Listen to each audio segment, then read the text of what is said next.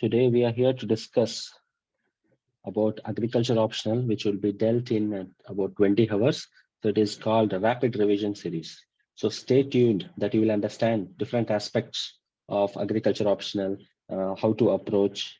Okay, and the problem with respect to agriculture optional is that we are not able to revise well because the topics are many. There is no question. The syllabus of the agriculture optional is equivalent to like 4 years of a BSc agriculture. So we need to be very strategic in how we study. Yes, we can score well, but you need to be strategic. And if you have good command in different aspects, okay, and you revise well, it will definitely yield good marks. Those who have even like studied one time, okay, or have some exposure, they can easily watch these videos. They'll be able to understand different aspects and the important PYQs, okay, in the last 5 years, and also most topics, okay, we'll try to discuss. And like, for example, you see, even in GS, there are a lot of value addition courses that will cost you about 30,000, nothing less than that. But you are not sure that like you may get 20, 30 marks more, more than that. It will be very difficult with some sort of this one, classes or anything it may be. But in case of agriculture optional and all, so within some time, you'll be able to gain some good advantage. You'll be able to revise, remember, and get through some things which you would not have seen in the regular books or in the textbooks. That would make a difference. So this is brief about me. So I have given a personality test and multiple mains. Okay, I'm from IRI. So you can see about me, about the books I have written and many research articles, etc. So thanks to Amit Kumar for providing these slides. So let me start with the important slides. Okay. See, the first thing which I wanted to discuss today is about the gene pool concept. This was asked, I think, 2020, 2021. Okay. This is in first new question. Like they're not asked in the last 10 years, but they asked in 2021. So what you have to understand, you should first draw this diagram. Okay. I know many of you may not know this diagram, but this diagram is there. That is the key for getting that +1. Okay. This is the only difference. I'm not telling you to, I will not be guiding you how to get like average marks. That is there already with you. Plus that 1 mark. Okay. What happens in case of gene pool 1 is that here we have the related species. Concept is related species. Okay. Or the genomes are similar. Okay, genomes are similar, because of which what happens is that if we cross each other, okay, when you cross each other, so the products, okay, so there will be hybrid formation and there will not be much issue. Hybrids will be formed and you can easily get some varieties and all. There is no issue. Uh, this is easy. For example, the varieties like Triticum turgidum in case of wheat, okay, they come under gene pool 1. So crossing between them in that within gene pool, it's comparatively easy. And here we have normal chromosome pairing and gene segregation. But what happens in case of gene pool 2 is that the genomes, okay, let me take here. What happens is the genomes are related but not very much related. Okay, so they are related species but they are not completely similar. So what happens is that crossing between this gene pool 1 and gene pool 2 will be a little bit difficult. Okay, there may be some difficulty and the plants may be weak and difficult to grow to maturity. Okay, so crossing is possible but it will be difficult. But what usually happens practically is that you should know the practical aspects. Always a breeder tries to use the gene pool 1 because it's easy. But when you are going to use gene pool 2 is because when we don't have the genotypes, okay, or the, for example, for some pest resistance. For example, you take for the brinjal, okay, um, brinjal shoot and shoot borer, okay, shoot and fruit borer. These are like important disease. For that, if you don't have in gene pool 1, then we come to gene pool 2 and use these genotypes and we cross with gene pool 1 and we study. But the problem is they tend to be sterile, okay, and the chromosomes pair not normally in the cytologically. Okay, so this is the basic thing. Example is like Triticum zukovoski is there. Okay, and the next is GP3, that is gene pool 3. Here it's more difficult. Okay, here it's okay. Here it's good. Here it is little difficult. It's here more difficult because here we are using completely some wild species. Okay, here the genomes are little bit more different. Okay, here either it is not possible. Sometimes it will not be possible only, or you need to use some techniques. I think you would have read about this embryo rescue techniques. So some techniques we should use to get the uh, like seeds or the development. Okay, and the hybrids tend to die quickly or they're completely sterile. Okay, the gene pool generally includes wild relatives and distant relatives. So here what we do, we use embryo rescue techniques. The fourth is like usually not mentioned, and just you can say like the genetically modified crops, okay, and other completely different ones. So this is what, and it was given by who has given it? It was given by Harlan and David. Okay, so this is the brief about. Like if you know these many concepts, I can definitely say you can get that +1, and also completely like it was I think was asked for 10 marks or so. Okay, so the next topic, the important topic which was asked also. Okay, so it is about seed gene bank. Okay, and in case of seed gene bank also, it comes under, okay, it comes under like the ex situ conservation.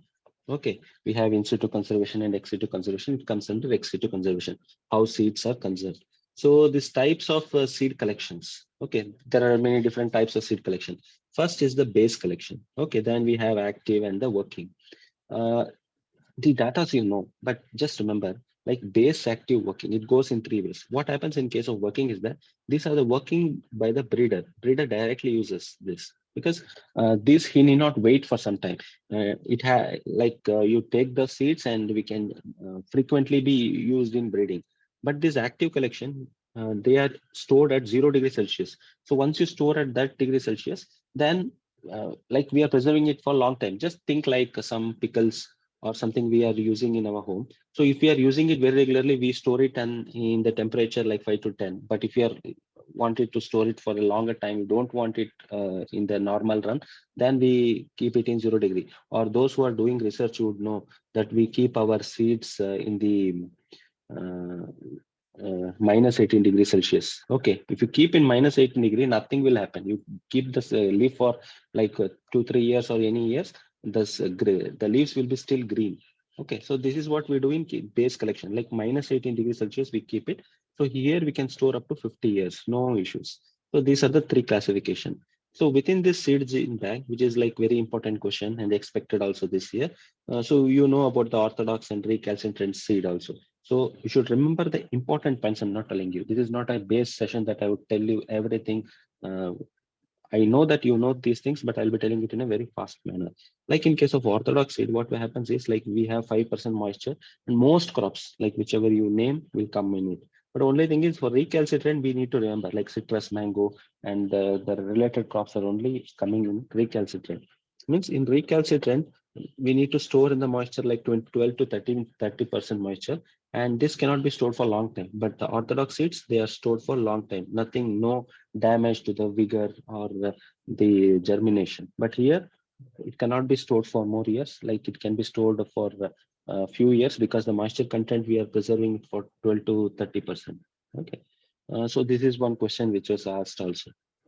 The next is that um, we'll study about the self-incompatibility. Okay. So what happens in case of self-incompatibility? So we have different classes, like we have um, heteromorphic system and the homomorphic system. So within that we have like distyly and tristyly. So in distyly, okay, you know the example of primula. Okay, where is there is a difference in the length. Okay, in distyly. And here you can see in case of tristyly, what is the example in case of Lythrum? Okay, here you can see we have a style which is very short and stamens which are long.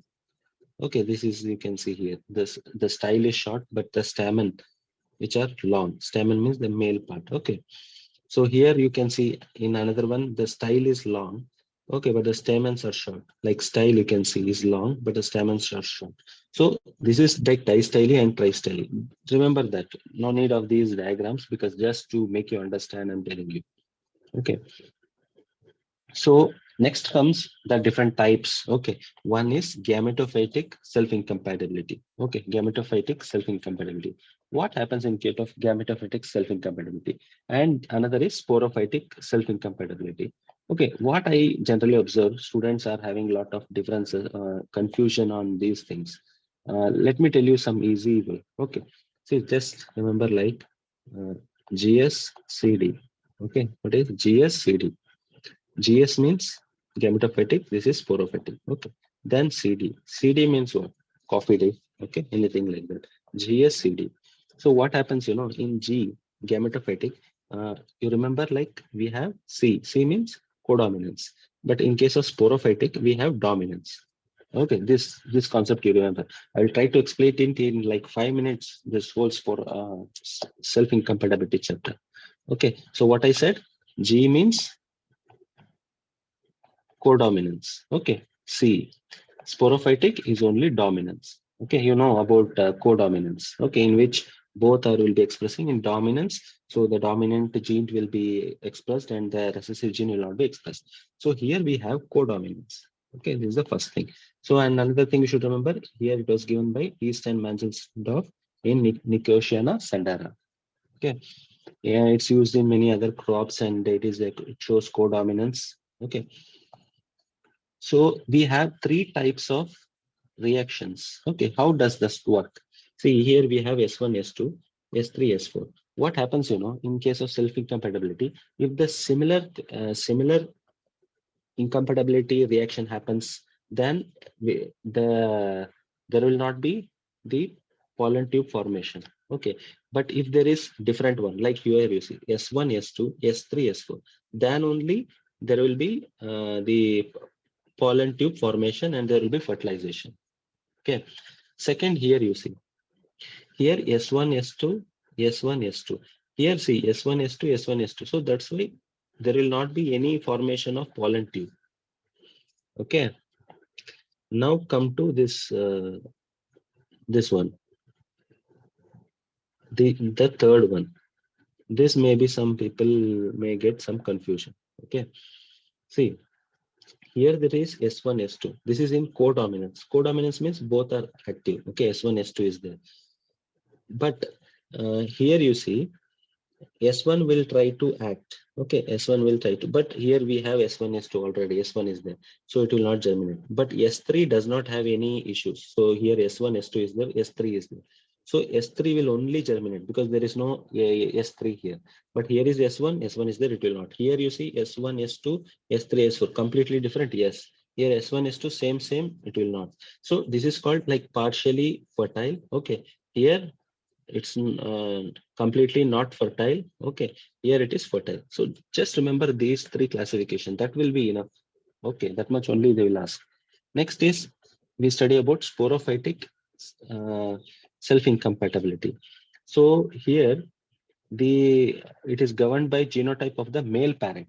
Okay, here we call it like it is it is determined by the plant. Okay, but here in case of sporophytic self-incompatibility, it is governed by the genotype of the male parent. Okay, here by the pollen.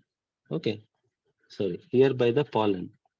Okay, but here by the genotype of the male parent. Okay, so here it was given by Hughes and Babcock in Crapis fetida. So what happens here is that why it is called genotype of the male parent? Why it is called like that? Because here we have dominance action. Okay, I told you GSCD. Okay, GS general studies. After general studies, you go for coffee day. Okay, CD. C is codominance. D is dominance. So here what will happen is that uh, see in case of dominance, what will happen? S1, S2, S1 will be dominant over S2, S3, S4. Means if we have these four with us, S1, S2, S3, S4, then S1 will be the most, will be the one which will be expressed because it is more dominant. So in this manner, we have an like multiple allele system. So this is the system here. So what happens here, see here. Here S1, S2 is there, S1, S2 is there. So this S1, S2 is there, it will act like S1 only. Okay, this will also act like S1. Okay, here you see S1, S3, S1, S3. This S1, S3, because S1 is dominant over 3, so it will act like 1. S1 is dominant over S3, it will act like 1. Okay. So next we have S3, S4. So what happens in case of S3, S4? It will act like S3. Okay. Now it can fertilize with the uh, ovary, and then the seeds will be formed or the fertilization will happen. Okay. Hope you are able to understand. Just remember the dominant section. Here you see it will be like this S1, S2 will act like S1 because this S2 is not going to be expressed. This S1 is going to be expressed. Here also you see S1 will be expressed. Why? Because this is the reason. S1 is dominant over S2, S3, S4. So based on this, things will vary. So here S3, S4 is there. So which one will be active? S3 will be active. Okay, S3. Here S1, S2 is there. So because of the different uh, constitution, okay, so the complementary mechanism, okay, when it is complementary, okay, or the opposite interaction will come into play. Next, another thing like which you can remember is it inhibits pollen germination or pollen tube growth on the stigma of the flower. Okay, here the pollen reaction will happen in the stigma of the flower. Okay, the stigma part. But here, in case of gametophytic, it will happen in the style portion. Okay, so here it is pollen tube growth inhibited in the style or the ovary portion. So what are the measures of overcoming self-incompatibility? So the first is like bud pollination. Okay, what we will do here, immature buds with pollen, we will pollinate with mature pollen. In case of delayed pollination, we use pollination of aged pistil with normal incompatible pollen. Okay, so delayed, like the pistil is aged. We are not pollinating at the right time. We are delaying it. Next here, we have late season pollination. Okay, so we can pollinate in the late season because of which the deterioration of active incompatibility substance. So also we can give irradiation by giving X-ray or gamma radiation. We can pollinate by which the incompatibility will be suppressed. Also, we can use the high temperature. There we also have some surgical method. Okay, the mutilation or the cutting of the stigma or style and then pollinating. There also sometimes it will overcome the self-incompatibility. Also, we have many other technique like high CO2, spraying NaCl and other things. Okay. So what are the major advantages? So generally it is used in case of Brassica and Raphanus species. In case of gametophytic self-incompatibility, it is used in red clover and alfalfa. Because these are the ones will give you knowledge and uh, the extra edge. Okay. So another application is that see each parent can be used as a male or a female. Okay, because we have the self-incompatibility system, there is no restriction. Just we have to use this as male or this as female. We can interchangeably use if we have self-incompatibility. Okay. Next, like we can also develop seedless varieties. Okay, mainly in case of like crops like grapes and all, we can go for seedless varieties. So next, like in another most important topic is like the male sterility. Okay, the viable pollen grains are not formed. So that is one reason, or it can be because of non-dehiscence of anther, or androgen may abort before the grains are formed. Androgen may be malformed, or no possibility of pollen grain formation can happen. So in brief, if you see, so in case of the GMS system, so we know that the genetic constitution will be like this. Okay, so in the nuclear genome, okay, we will have the male sterility. Okay, in the nuclear genome, not in the cytoplasmic genome. So normally it is governed by the nuclear genes, that is like MS. Okay, we usually denote it. Um, and here what happens is like we have generally used it in case of red gum and castor for commercial production. So this system is generally used in these crops, and you have to do this crossing technique to show the examiner that you understand. Okay, this is male sterile line, this is male fertile line. Then you cross, then you will get one male fertile and male sterile. Then you eliminate it and then use this male sterile line and cross it with male fertile line. Okay, this is like a maintainer system, and this is hybrid seed production system. This step is hybrid seed production. Okay. So also we have the TGMS and the PGMS systems. So the advantage is that these are two-line system. We don't require, like, for example, only two lines enough. Okay. Like in case of CGMS, we need three line, A, B, R. One is maintainer line, one is male sterile line, one is restorer. But in case of this system, we just require two lines. So that makes the job easy. So here, if you have to revise, so you should remember this temperature. More than 23.3 degrees Celsius, there will be male sterility, and less than 23.3 degrees Celsius, there will be fertility. And remember the example like AI 645. And in case of PGMS, if it is more than 13.45 hours, then there will be male sterility. Okay, if then less than this photo period, then there will be fertility. Okay, so these techniques are generally like used in case of China also. Okay, because they're able to have such temperature and photo period differences. If that is there, then that we can use. And these varieties like Nongkang 58S. So these are all like in terms of China. Okay, so that you should write these things. So to know that the practical knowledge you have. Okay, that is the key. So next we have the transgenic male sterility system. This is a completely expected question because you know that now there is a hot topic like our DMH11 variety. Okay, the Brassica variety has been cleared by like GESC. It is in the government's approval. So it is definitely a very important question. So what happens in case of transgenic is that we use rDNA technology is employed. Okay, recombinant DNA technology is employed. In case of this Barnes Pasteur system, we have a promoter. Okay, this is like TA29 promoter that is attached with this Barnes. Okay, what this Barnes does is that it destroys the tapetal cells. So what happens? It inhibits the pollen formation. So remember, Barnes is going to destroy the tapetal cells. Where is tapetal cells? Okay, in the pollen germination, these all things will come. So what happens because of which inhibit the pollen formation. So this Barnes gene is for inhibiting pollen formation. But we also have another system, bar star, which restore fertility. Okay, so we have Barnes one side, bar star. So these are we are derived from Bacillus amyloliquefaciens.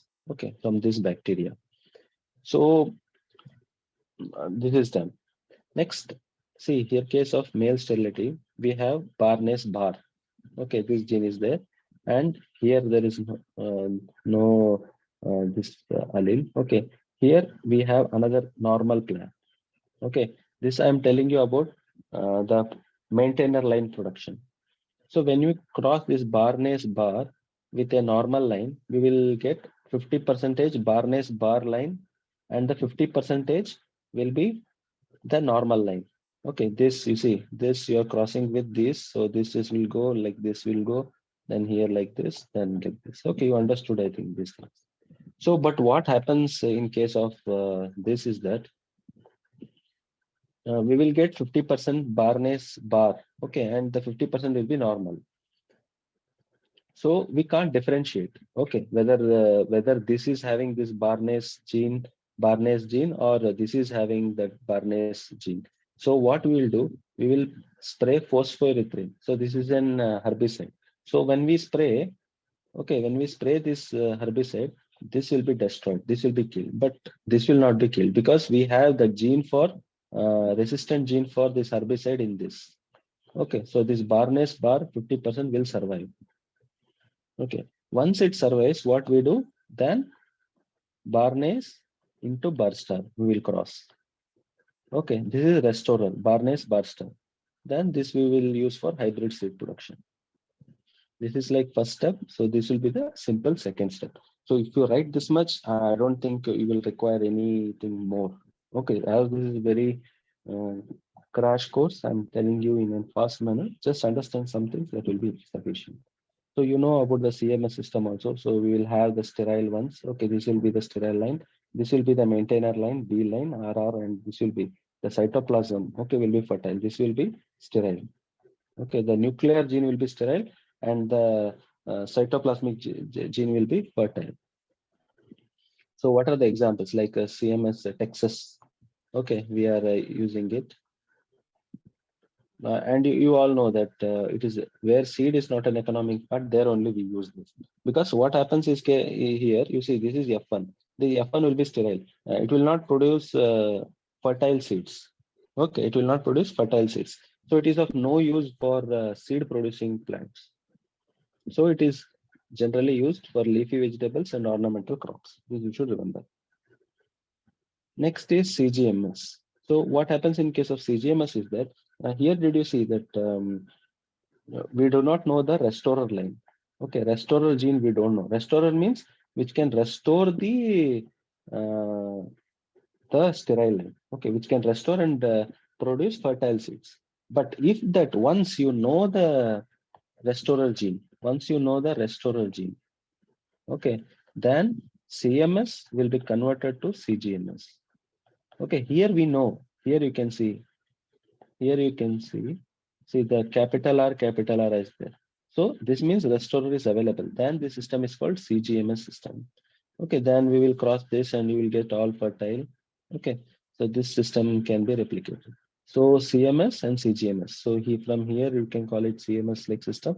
So once you know the restorer, then it will be converted to CGMS system. CGMS like it is used in case of like a pearl millet, maize, and many other crops. You should remember where it is used. So next is chemically induced male sterility.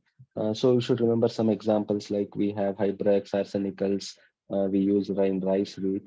So what happens in here is the plant will be there. So we are using induction of male sterility will be there by application of chemicals. It is called male gametocide. So this is done before flowering. Okay, before the flowering, we will spray this because of which there will be induction of male sterility. So that is the concept. So what are the advantages? This is a two-line system. Two-line means just we require two-line. No need of like three-line. In case of CGMS, we have three-line. So we don't require that. Okay. So here any line can be used as a female line.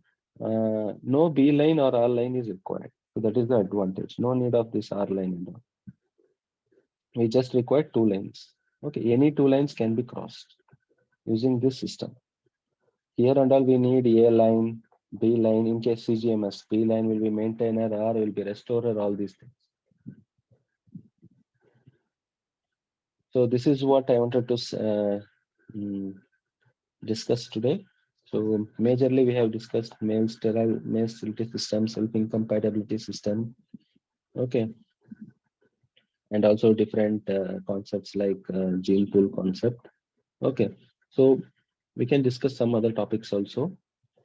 And the topics will be like be covered, important topics will be covered so that whichever is important, those who are preparing for 2023 or even 24, they will get that knowledge how to study and what are the revision things they need to practice, and it will definitely help you. Okay.